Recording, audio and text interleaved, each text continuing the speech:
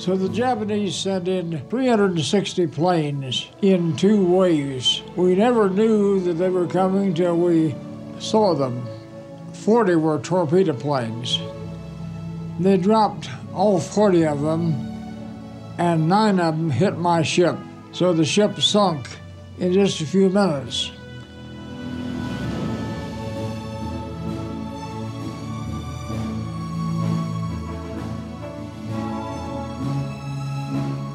What I did next was try to put out the fires with the hose. But when there's bodies lying around, it's very distracting. So the first one I went over to was a man that I knew, and I didn't know whether he was just knocked out or wounded. Now, the parents of this young man and others will never know what happened. So I began to memorize the names of the fallen guys, expecting to write to all their parents.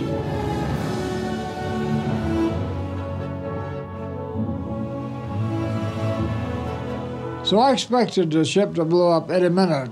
And what was going through my mind was, I said, Lord, I'll be with you in a minute. And during that time, I had the greatest peace that I've ever had in my life. I think it was the expectation that I was going to be in heaven in just a minute.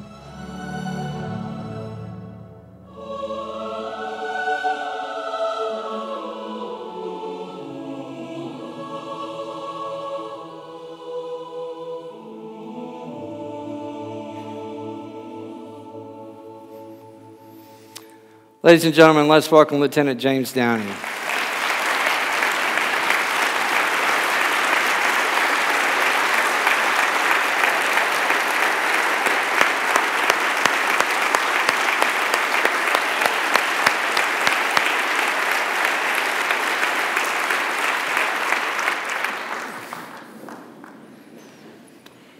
Well, Jim, we're so happy once again for you to be here, and I want to say good morning on behalf of our 1045 congregation who will be watching this message here in the next service.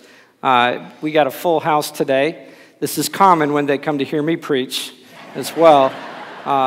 So you draw a big crowd, and we're so excited for you to be here.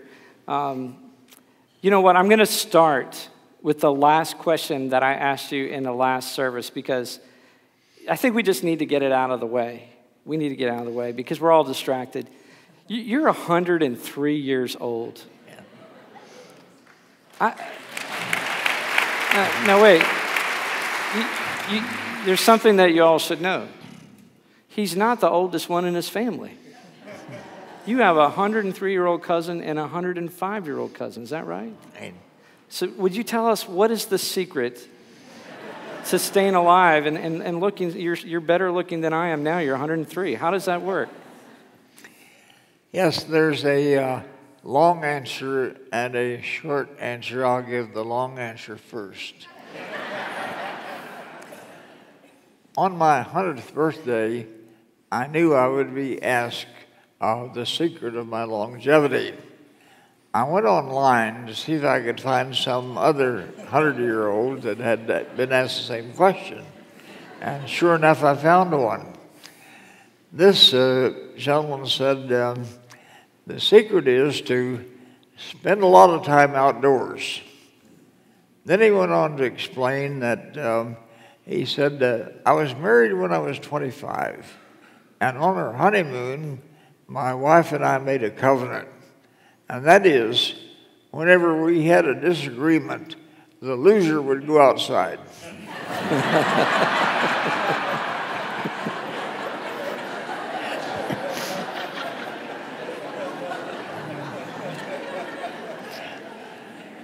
The short answer is, choose good grandparents.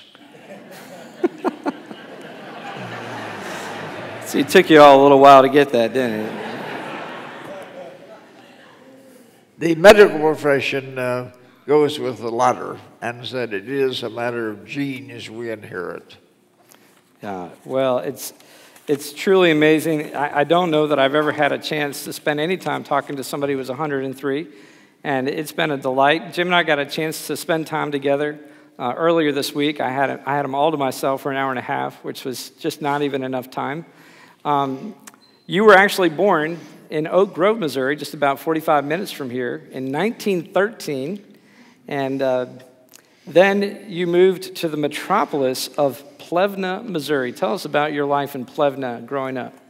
Yes, it's in northeast Missouri, settled by Bulgarian immigrants. Apparently, they had a village with that name, so they gave us that name. Population when I was growing up was 110.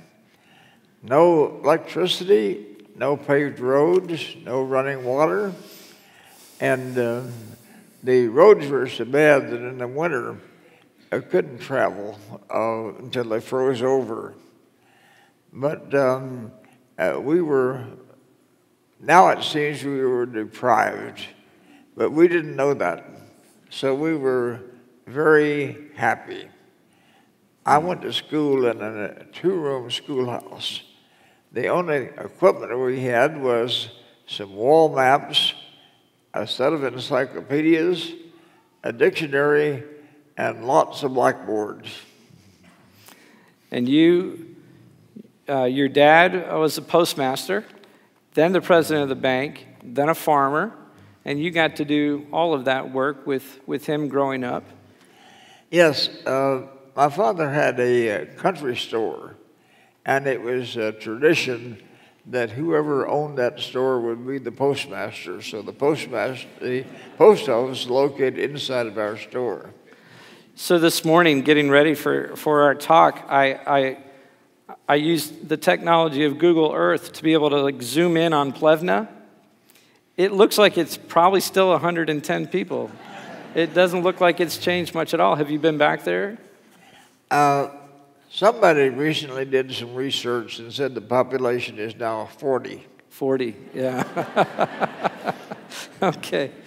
So you're raised in this, literally, it's just a crossroads little town, and pretty isolated from the rest of the world. No internet, two newspapers, which I thought was interesting, 3 churches you mentioned.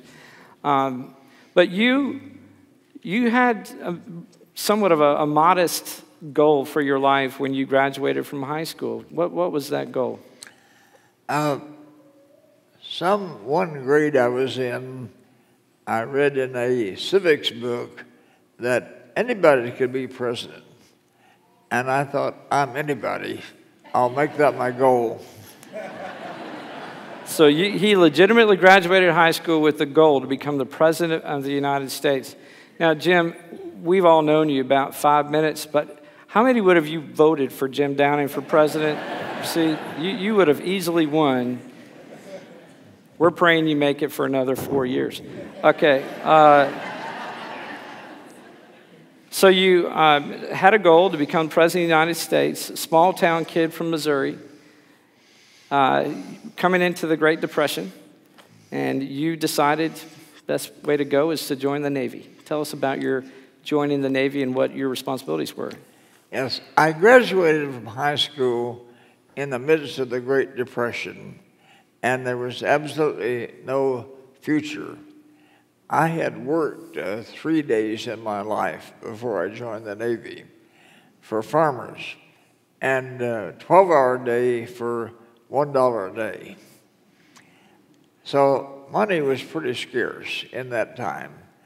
Like many others, I joined the Navy to save money, to go to college, and then to law school was my career path that I planned.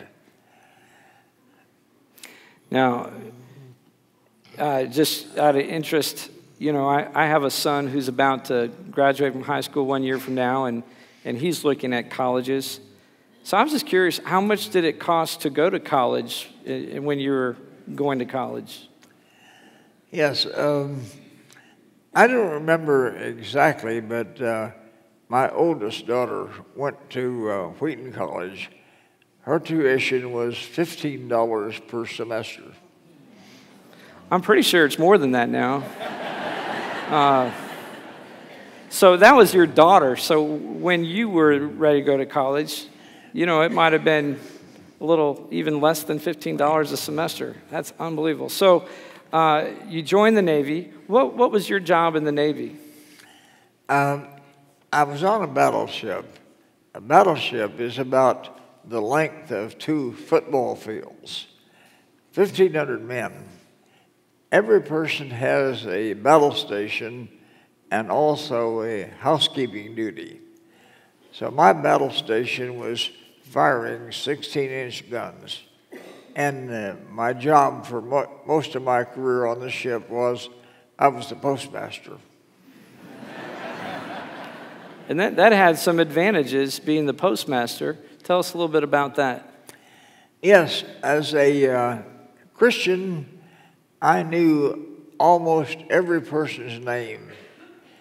At one time, we had 5 James Smiths, so that was a little effort to keep them straight. Yeah. But everybody on the ship knew my name.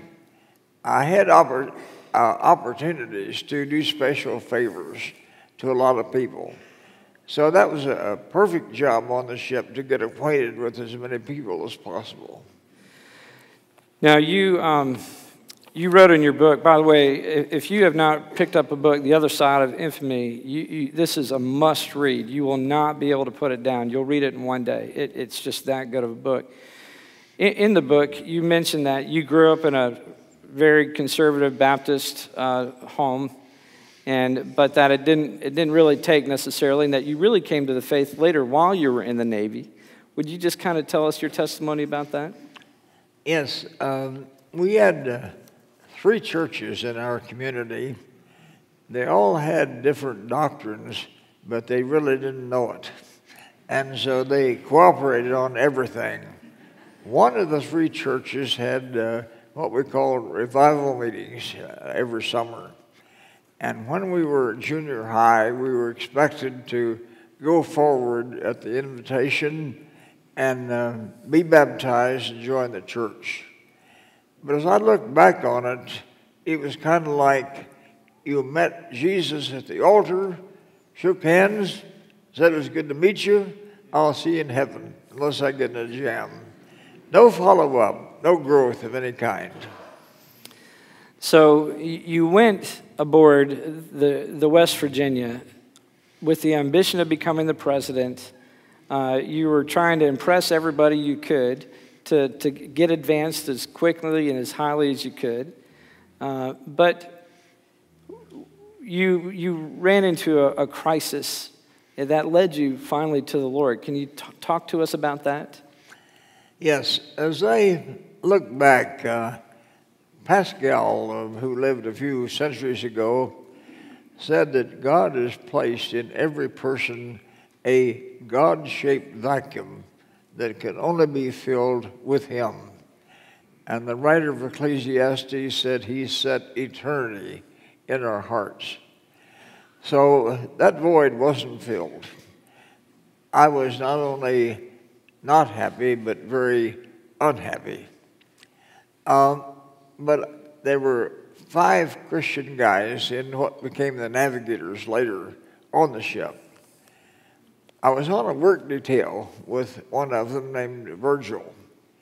And we got up at 3:30 in the morning, had cornbread and beans for breakfast, and then spent our morning heaving around 600-pound hunks of frozen beef. I didn't remember anything in my contract about that. I was very unhappy. But here was Virgil. His face was shining, smile on his face, humming a tune. You'd think he was the happiest man you'd ever met. So I made an observation that any inward joy I ever experienced was the result of outward favorable circumstances. If I had contacts in Hollywood, if I were around those folks, I was happy. But if I was handling beef, I was unhappy.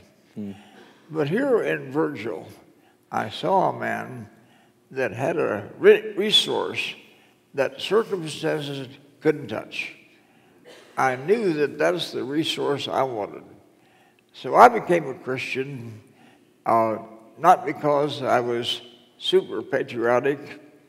I wasn't angry with anybody, but I wanted the quality of life that Virgil had. So I came to Christ for that reason. That was 82 years ago, and I'm still enjoying that quality of life. I'm often asked, what keeps you going? And I say, well, it's probably selfishness. I want the best. That's where it is. So that's the reason I keep going, because of the quality of life that Christ gives. You know, this is such a powerful testimony, and I think there's a lot of people who can relate with being unhappy and maybe being in the company of people who seem to have a joy that's elusive to them. And so you wanted the joy of the Lord that you saw in Virgil, and you gave your life to Christ. And according to your testimony in your book, you immediately felt the joy of the Lord. It just changed your life almost overnight. But then a day or two later, you were again working a very thankless job for the Navy. And you sensed the joy of the Lord kind of moved, and you realized that for you to stay in the joy of the Lord wasn't just to make a confession of faith, but it was to follow Jesus where he was going to lead you.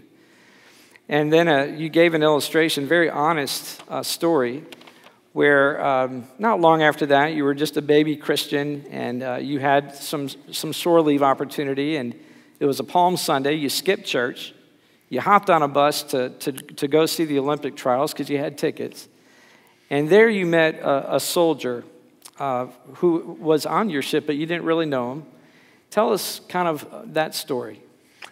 Yes, well, the bus ride up to the top of Mount Rainier took several hours. And at every stop, we would get off and have a beer and smoke cigarettes. And I felt that I needed to talk to him about my newfound faith. But I felt I'd compromised my testimony, and I postponed that until we got back on the ship. That's what I thought, at least. We stayed at different hotels that night in Tacoma. 2 days later, the headline in the paper was that a sailor had committed suicide by jumping out of the third floor. It was my busmate that morning. So that did have an effect on me, that as God provided opportunity, I better not miss it. You know, this is his 16th speaking engagement this week. He will not miss another opportunity to make Christ known. This is what keeps him going. This is what his driving motivation and force is. It's not to glorify yourself. It is to tell people about Jesus, and you've been very, very faithful to that. Hey, there's a few people here who are a little bit interested in your experience at Pearl Harbor. And your book gives such a vivid description of it. Again, you just need to read it. But December 6th, you weren't on the ship. Why were you not on the ship? What were you doing? And then can you tell us about the next day? Yes, my wife and I had been married 5 months. The Navigator ministry was pretty strong in Hawaii because that is where the main fleet was. So Saturday night, we had a rally, about 125 military people. The director was away, so I conducted the meeting. And we expected a peaceful weekend. There was a great deal of tension between the United States and Japan, but Japan sent word to the president that we do not want war. We will send a special peace ambassador to iron out our differences. So we were in a peaceful mood and weren't very alert on the evening of December 6th.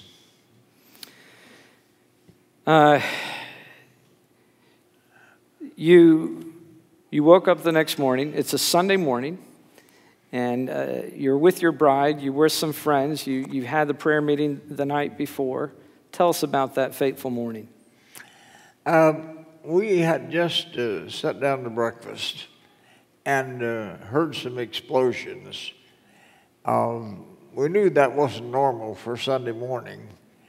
Turned on the radio, the announcer said, "We have been advised by Army and Navy intelligence that the island of Oahu is under enemy attack. The attack has not been identified. The attacker has not been identified." He came back on in 3 or 4 minutes and said, "The enemy has been identified as Japan." And of course, he put out the word, all military personnel get back to their stations as soon as possible. So what did you do? I mean, you're safe. Your ship and 1,500, well, I mean, all the fleet is under attack. You know, I mean, I think for most of us, we would find it a good excuse to stay in a safe place. You did not. You found every means you could to try to get back to the ship. Tell us what happened on your way back to the ship, and then what did you do? What did you do? Yes, one of the fellows had a car, so we got in our uniforms and raced back to the harbor. My ship had taken 9 torpedoes and sunk in shallow water. Pearl Harbor is a shallow harbor. We only had 6 feet of water under us. So when I sighted the ship, it was on fire above the waterline and was sinking, set on the bottom. We had been tied up to another battleship, the Tennessee. So to get to my ship, I went on board the Tennessee and trained out a gun and slid down the gun barrel to get on my ship. Now, our guns were useless. We looked around for something to do. I knew where the live ammunition was stored, on top of the ship, the top decks of the ship. So I took a fire hose from the Tennessee and tried to keep the flames away from the live ammunition. But while doing that, there were bodies lying around. And I thought, their parents will never know about their last hours. We had fireproof name tags and lanyards, so it was easy to identify each person. I went around, memorized as many names as possible with the idea of sending a letter to their parents telling about their last hours, which I did. Jim, you said earlier there were 1,500 men on the West Virginia. How many were lost that day? We lost 105 that morning, but a very tragic thing was that 2 men had been trapped in a compartment below that was not flooded. And when the ship was brought up, we found these 2 men with a note they'd kept every day. So they lived until 2 days before Christmas without food, water, or anything. So that brought the total to 107. You had the Arizona parked right behind you. And how many men died on that ship? 1,177. So this, was one of the most horrible days in our nation's history. You were the postmaster of your ship, so you probably knew all 100 of these guys. You recognized them anyways. What feelings did you encounter when you're a believer, you're a soldier, your ship has been attacked, hundreds of people have died and been terribly injured. We didn't even mention that. I mean, so many wounded. How did you process that? What feelings were you dealing with during that time? Of course, the first thing that happened was surprise. There were no satellites in those days. Radar was not trusted. So the surprise was quite a shock. And then the first Japanese plane I saw was flying in my direction, low and slow. When he got in the right position, the pilot banked over, his machine gunner cut loose. But fortunately for me, he didn't bank far enough. The bullets went over my head and dug a trench behind. So the second thing I experienced was fear that the next one would be more accurate and there was no place to hide. And then those were replaced by feelings of anger at our political leadership and military leadership for allowing us to be caught. There was no excuse to not have been on the alert. And then the next thing was I was very proud of the behavior of the men who survived that morning. Instinctively, without any thought about their own lives and safety, they did the right thing, without training, without leadership. Everybody was a hero. There are 21 million of us veterans today alive. And as far as I'm concerned, they're all heroes. If the Department of Defense decided to decorate everybody that deserves it, they would have to get a copper mine in Utah and a cotton field in Texas and a dye factory in Hong Kong to mold the medals and get the ribbons that our men deserve. Amen to that, brother. Thank you.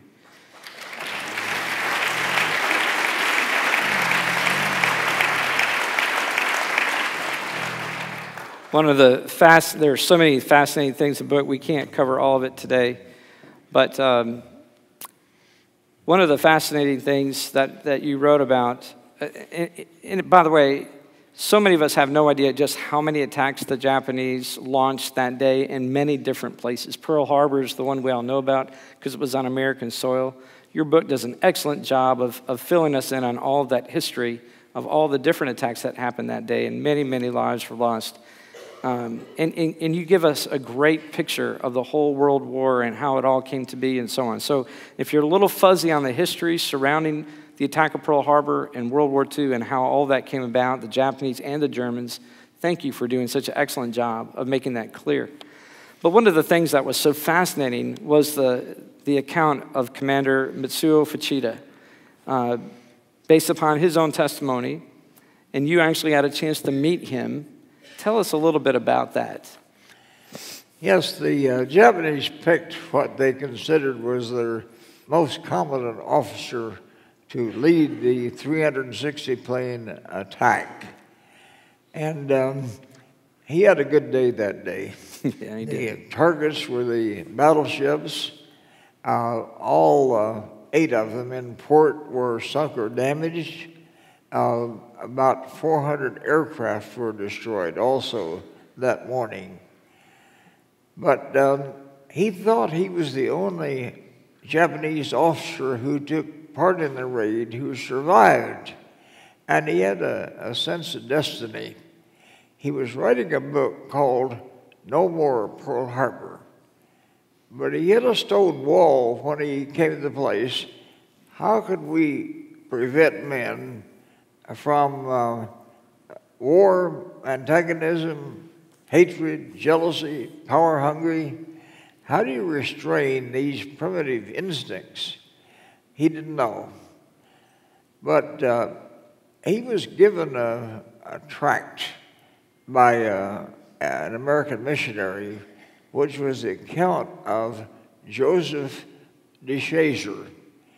He was one of General Doolittle's crewmen, shot down, captured by the Japanese, mistreated terribly in prison camp. He asked the Japanese guards for a Bible, and they gave him one. And he became a Christian. Joseph did. After the war, he went to Bible school and returned to Japan as a missionary. Fuchida couldn't understand why in the world a man could change so radically to come back to his enemies. But he said the secret was the Bible. He got hold of the Bible. As a result of that, he was converted thoroughly and became an evangelist. 12 years after he had led the attack on the island, he came back and made a visit. And the Christians, for the most part, really accepted him.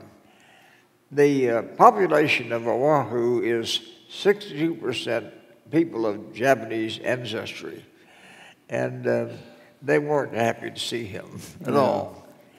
But the Christians had a reception. I was invited to the reception.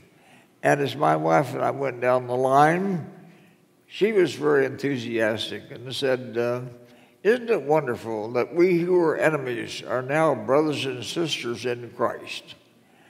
I was not that enthusiastic.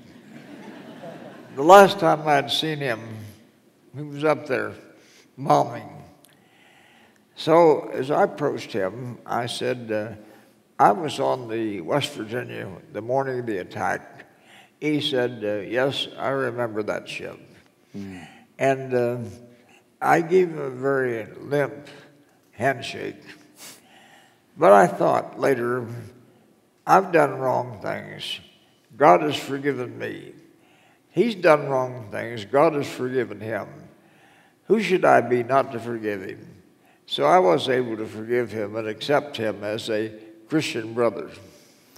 What an amazing story. And, you know, just to think that the commander who led the attack on Pearl Harbor would 12 years later be a Christian evangelist, and that the two of you would meet and you'd have the opportunity to extend forgiveness to him.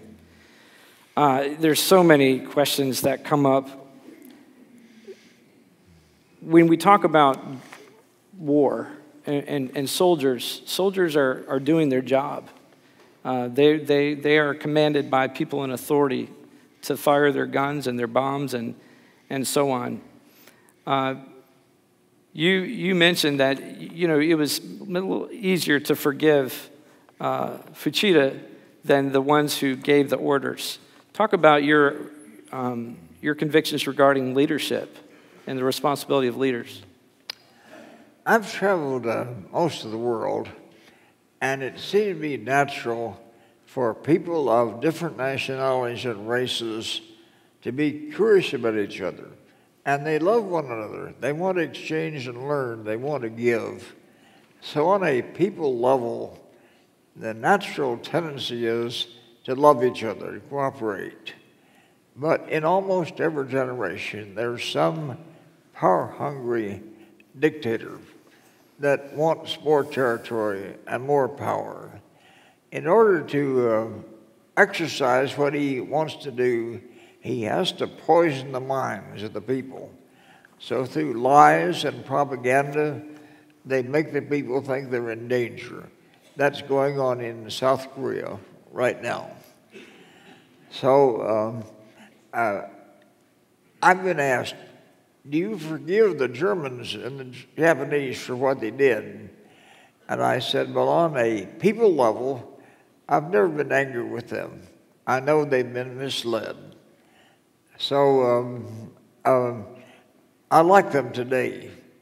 But as far as dictators are concerned, that through lies and propaganda poison the minds of the people, I don't wish them any happiness. Yeah. I say down with dictators. They deserve the worst they could get.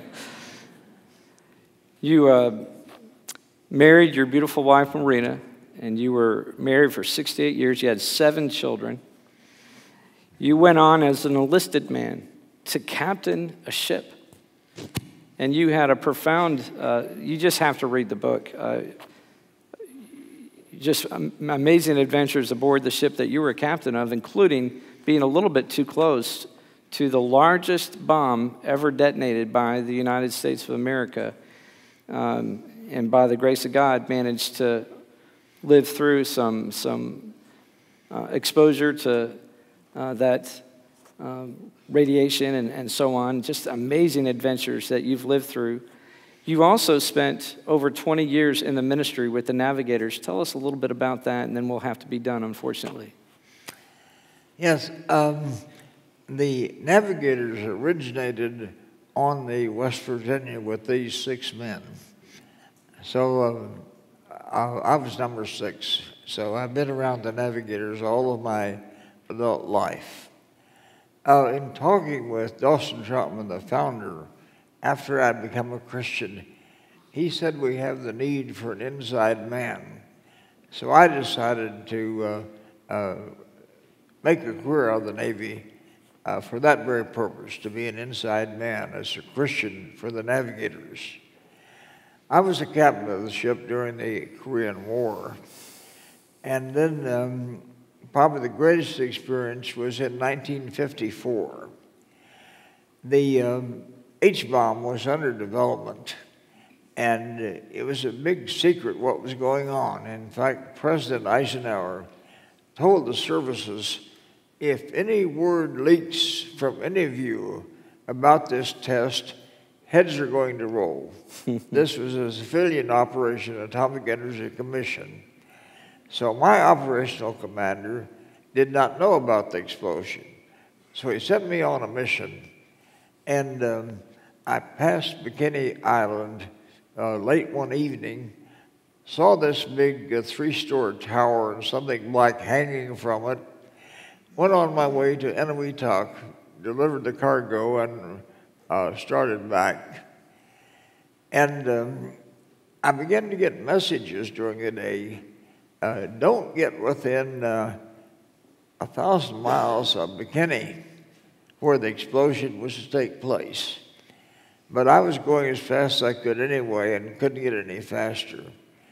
So at 6:30 in the morning, we saw this explosion that made the whole sky light as far as you could see in every direction.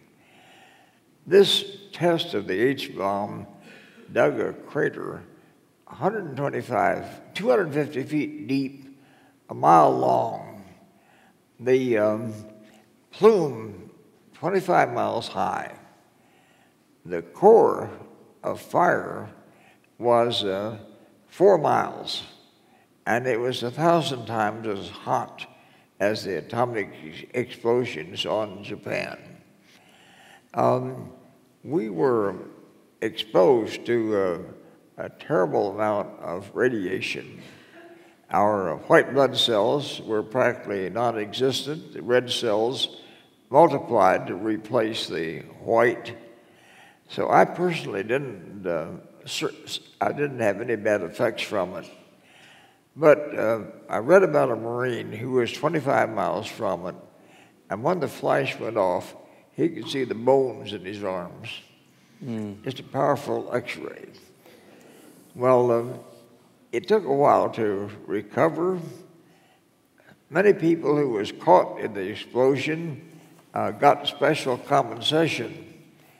And when I checked for special compensation, they said, as healthy as you are, we should do this to everybody. You know, there's a couple of Marvel comic strips where people are exposed to radiation. They turn into superheroes. I just want to say, you know, Jim has been heralded as a hero by former President Barack Obama and many people. And I know very soon you'll be going to Washington, D.C., and you'll have a chance to share your story with many people who probably have more stripes on their shoulders than most of us. But I know that one of the things you said to me, Jim, and I'll just say this in closing, is that you really are not interested in being heralded as a hero. You don't see yourself as a hero. That all of this press and attention that you're getting in your ripe old age is something that you didn't ask for, and it makes you generally uncomfortable, but that you see this as an opportunity. What is the opportunity that you see before you in this final chapter of your life? Yes, about 2 years ago, I decided I wanted to give the rest of my life to evangelism. I was spending too much time with Christians, so I asked the Lord to give me opportunity, and He answered that exceeding abundantly above. And I've had opportunities in the last 2 years to get my message to more than 10 million people. So it's been a good period of time this last 2 years. Now, I have a little talk that I give called God's Provision for Fulfillment. It's 4 words, each which begin with the letter D. The first is, discover your gift. The second is, dedicate your gift to a higher cause. The third is, develop your gift to the maximum. And the fourth is, a military term, deploy your gift. So that is my belief of what God's formula for fulfillment is. And some people think I have the gift of communication. So the years of my life since 100 have been the greatest because of the opportunity to exercise my gift. So, thank you.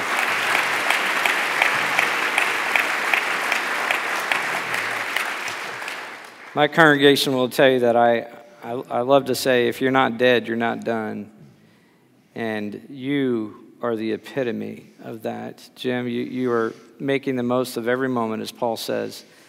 And I just applaud you and thank you so much. It's been a privilege to have you with us today.